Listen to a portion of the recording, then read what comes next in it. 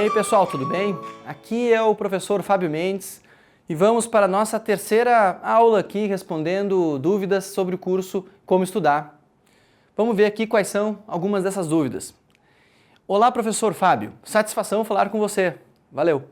Assisti todos os vídeos, videoaulas de como estudar do Aula Livre. Sou estudante do 4º período de Engenharia Civil e às vezes sinto dificuldade em estudar tanta coisa.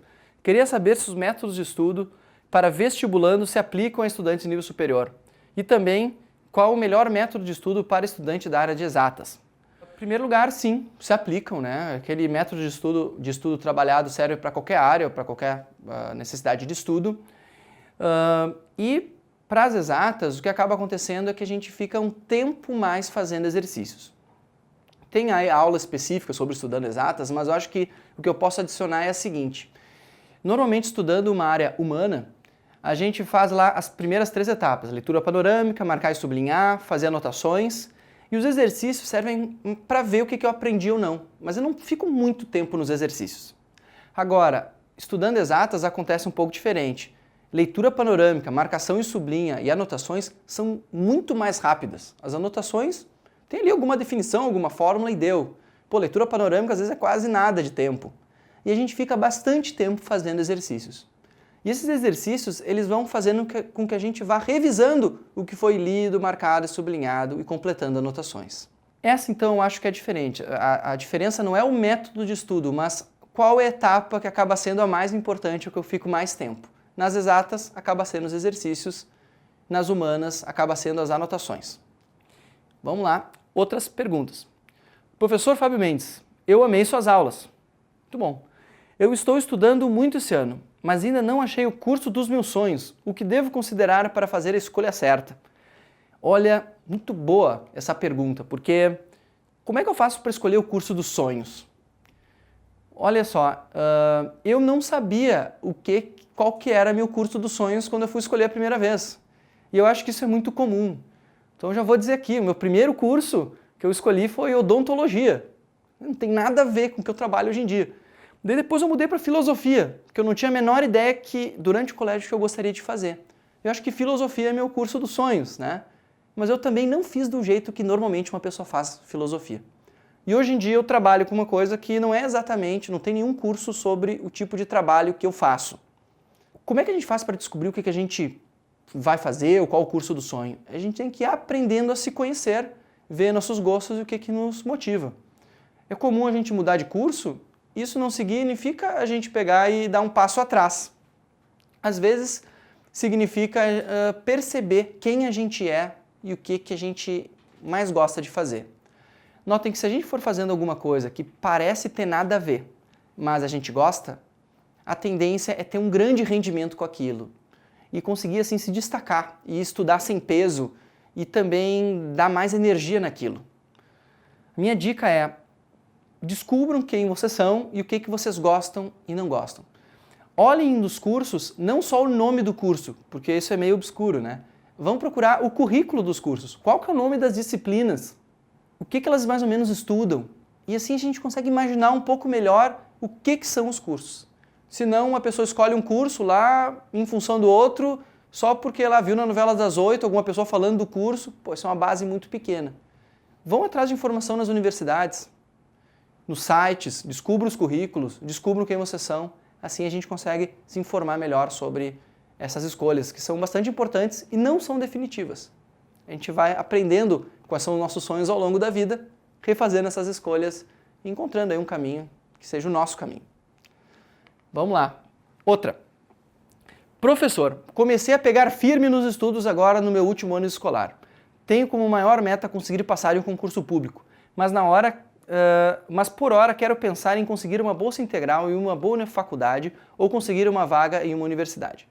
Quando vou estudar, geralmente fico trocando de assuntos. Assim, se eu estiver estudando determinado assunto, na próxima vez que eu sentar para estudar aquela matéria, raramente volto àquele assunto de antes. Isso é bom? Como consigo saber a hora de parar de estudar um assunto para começar outro? Outra pergunta. Ser excessivamente pontual no começo ou término dos estudos prejudica o aprendizado? Professor, queria te perguntar qual método é melhor para estudar do Enem. Estudar tendo um horário para cada matéria ou estudar uma disciplina por semana. Observação: já desisti de todas as outras atividades, agora só estou por conta de estudar para o Enem e para a escola. Agradeço desde já pelas valiosas dicas.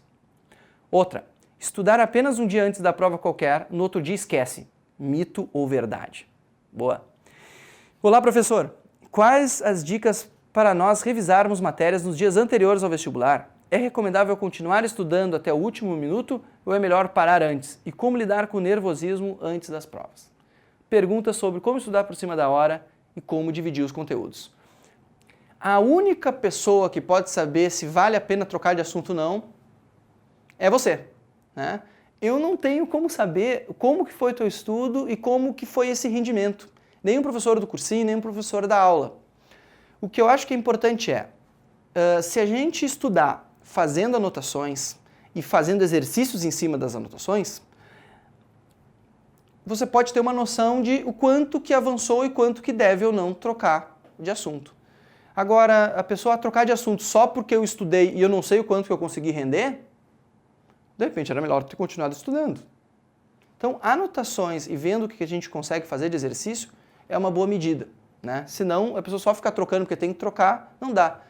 Vai fazendo método, vai fazendo planejamento e vai descobrindo o seu ritmo de estudo, né? Excessivamente pontual no começo e término dos estudos. Olha, eu acho que até para o início do estudo não é ruim, né? A pessoa ser excessivamente pontual para começar o estudo. Mas a pessoa está rendendo o estudo, agora acabou meu horário, continua só amanhã. Não, pô, dá um tempinho a mais para concluir aquilo ali. Ah, já acabei meu estudo, mas eu tenho mais 5 minutos. Não sei, aproveita para dar uma revisada. Então, excessivamente pontual no início eu acho que não tem muito problema. No final pode quebrar uma sessão de estudo que não é bom, né? Ou a pessoa, já acabei o estudo agora em meia hora, que ia ser 1 hora, não vou mais estudar. Não, tenta cumprir um pouquinho mais o horário. No final do estudo, então, pode ser um pouco prejudicial ser excessivamente pontual. No início, não. Bom, daí o seguinte, essa questão é muito boa, né? Será que eu devo intercalar as matérias, as disciplinas, ou estudo uma semana outra? Isso, gente, depende o quanto que vocês conhecem o ritmo de aprendizado de vocês. Eu, no meu primeiro vestibular, né, na primeira vez que eu fui fazer, ou quando eu tinha menos experiência, eu gostava de estudar intercalado. Mas é mais porque eu não tinha uma noção de quanto que eu conseguia render. Então eu ficava com medo de deixar de lado uma parte grande da matéria e acabava dividindo assim. Mas hoje em dia, eu, pessoalmente, eu conheço muito bem meu ritmo de aprendizado, eu prefiro estudar de uma vez uma matéria inteira, depois outra, depois outra. Isso vai variar de acordo com o conhecimento que vocês têm sobre o ritmo de aprendizado, que acaba influenciando no planejamento que vocês fazem. Se vocês conhecerem bem o ritmo de aprendizado de vocês, vocês podem sim planejar um estudo que em 1 semana, 2 semanas vai estudar só química, só física, só matemática. Pega essas anotações, faz uma prova lá do Enem, do vestibular, faz questões, passa para outra matéria. Mas se vocês não conhecerem bem o ritmo de aprendizado de vocês, vocês podem não notar rendimento e não fazer sentido. À medida que vocês forem aprendendo a estudar, eu acho que naturalmente a pessoa vai migrando para um estudo mais de ter essa noção de todo da matéria, né? Cada pessoa tem que ver qual que é o seu ritmo. Não tem como dizer uma fórmula pronta do que é melhor. Estudar apenas um dia antes da prova, outro dia esquece. Normalmente esse estudo, um dia antes da prova, a gente está tentando só colocar as coisas na nossa cabeça para logo lá botar na prova e acaba sendo um aprendizado de pouca qualidade. Por isso que a gente esquece. Então eu acho que, de regra, até que isso está verdadeiro, né? A gente acaba tendo um aprendizado de baixa qualidade. O ideal, então, é estudar com antecedência. Faz lá o calendário do mês, como tem na aula. Daqui a 1 semana eu vou ter prova. Pega o conteúdo, faz método das 4 etapas, pega lá as anotações. Um dia antes da prova, pega essas anotações e revisa. Isso, beleza, porque depois da prova eu tenho ainda minhas anotações, eu vou continuar revisando. E isso já liga para a próxima questão, né? Como é que eu faço para revisar antes do vestibular? Eu devo continuar estudando até o último minuto? Como lidar com o nervosismo? Vão estudar para o vestibular e para o Enem. Ao longo do ano, vão fazendo leitura, marcação, sublinha e anotações. Essas anotações são a chave para a gente ter um nervosismo menor. Porque a gente consegue revisar rapidamente e a gente vai ficando menos nervoso. Dias antes das provas, uma semana antes de ter as provas, peguem todas as anotações e façam um grande resumo de vocês com base nas anotações. Um resumo dos resumos. E daí, tendo esse resumo, a gente vai ficando mais calmo, porque a gente olha ali e acaba lembrando o que eu estudei ao longo do ano. A gente não deve estudar até o último minuto para o vestibular e para o Enem, porque, principalmente para o vestibular, quando ele envolve mais dias de provas, porque acaba sendo um gasto de energia tão grande, é uma maratona tão grande, e tem tanta coisa em jogo, que esse esforço até o último minuto pode tirar a energia que deve ser gasta antes da prova. Então, acho que não, a gente tem que estudar, talvez até deixar o último dia meio livre e fazer só um pouco de revisão com esses resumos dos resumos que foi elaborado. A gente tem que ter um descanso, senão o nosso rendimento está comprometido para os dias das provas. E aí, para responder esse último bloco de perguntas. Boa tarde, professor Fábio. Meu nome é Ana e gostaria de saber qual o melhor método para estudar para um exame que contém artigos. Porque um dia desses fui fazer um exame que continha artigos com números e eu não soube interpretá-los. Qual o melhor método quando tenho que fazer uma apresentação oral? Aguardo uma resposta, obrigado, com os melhores cumprimentos. Então tá, olha só, gente. Artigos aqui pode ser duas coisas. Pode ser ou artigos científicos ou artigos de lei, tá? Mas não importa qual desses, eu acho assim, o método básico é fazer as 4 etapas. A gente tem que tentar selecionar o que é mais importante e tentar colocar isso no papel fazendo anotações nossas. E tendo essas anotações, fica muito mais fácil da gente se apresentar, fazer uma apresentação oral. A gente pega, seja lá o que for para ser apresentado, faz as etapas, tem as anotações. Essas anotações vão nos ajudar a estruturar uma apresentação oral. E daí é treinamento. Vamos gravar a gente apresentando com vídeo, melhor, ou só áudio. Cada vez que a gente vai apresentando, a gente vai notando, fiquei muito tempo falando sobre isso, tem que falar mais, tem que falar menos, e a gente vai fazendo essas anotações nossas sobre as nossas apresentações. Então, notem que a palavra anotações aqui surgiu bastante, porque eu acho que sem isso fica tudo voando na nossa cabeça, muito confuso. As anotações que consolidam o que é mais importante. E é isso aí, né? Terminamos aí a nossa terceira aula sobre dúvidas. Se tiverem mais, mandem.